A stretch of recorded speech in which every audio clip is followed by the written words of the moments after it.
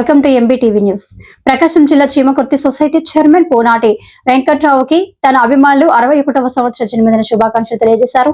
తెల్లవారుజాము నుండి ఎన్నో సేవా కార్యక్రమాలు చేశారు. ప్రతి సంవత్సరం పోనాటి వెంకట్రావు పుట్టినరోజు వృద్ధాశ్రమంలో జరుపుకోవడం తనకు ఎంతో ఇష్టమని చెప్పారు. ఈ రోజు పాటిమీదపాలెం ఎలిమెంటరీ స్కూల్ కొరకు వంట సామాను ఒక బీరువా బహుకరించారు. అనంతరం చీమకుర్తిలో ఉన్న చెవిటి మూగ బదిరిల పాఠశాలలో తన పుట్టినరోజు జరుపుకున్నారు. పుట్టినరోజు సందర్భంగా వికలాంగులకు దుప్పట్లు, స్కూల్ విద్యార్థులకు పుస్తకాలు, అన్నదాన కార్యక్రమం చేశారు. ఈ కార్యక్రమంలో టీడీపీ నాయకులు, కార్యకర్తలు, స్కూల్ సిబ్బంది తదితరులు పాల్గొన్నారు.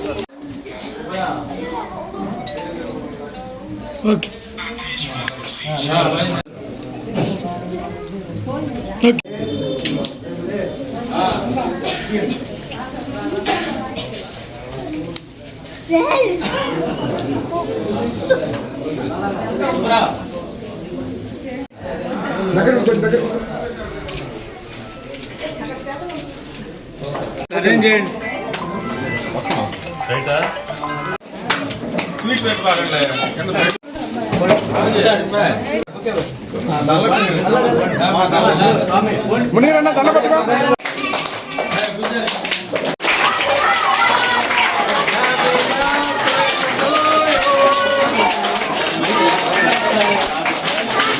Happy birthday to you.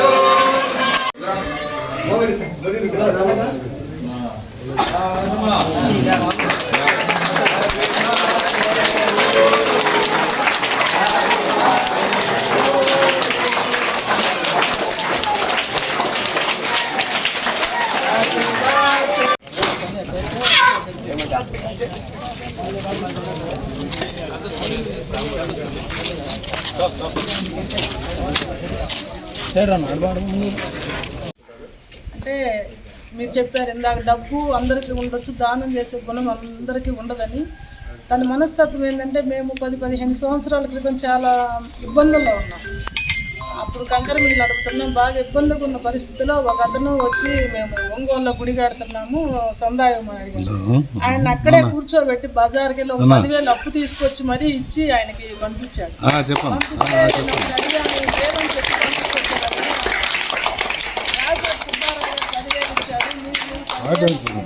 అంత అవసరం ఏంటి వాళ్ళకున్న మనకున్న ఏందని అడిగాను.